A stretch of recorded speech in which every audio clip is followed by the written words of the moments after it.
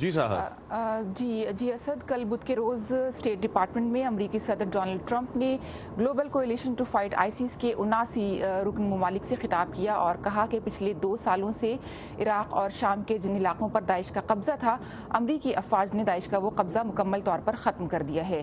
اس کے علاوہ صدر ٹرمپ نے اپنے اتحادیوں کو یہ بھی کہا کہ دہشت گردی کے خاتمے کے لیے انہیں امریکہ کے نقش قدم پر چلنا چاہیے۔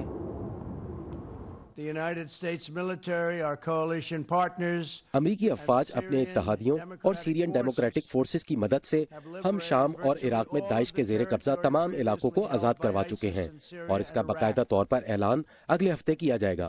ہم نے داعش کی خلافت کو 100% ختم کر دیا ہے۔ امیگریشن سیکیورٹی قومی سلامتی کے مترادف ہے، اور غیر ملکی جنگجوؤں کو ہمارے ملک تک رسائی نہیں ملنی چاہیے۔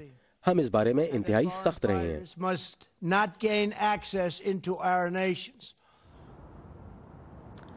اور صدر ٹرمپ کا یہ بھی کہنا تھا کہ اب وقت آ گیا ہے کہ شام میں موجود امریکی فوجیوں کو واپس گھر خوش آمدید کہا جائے۔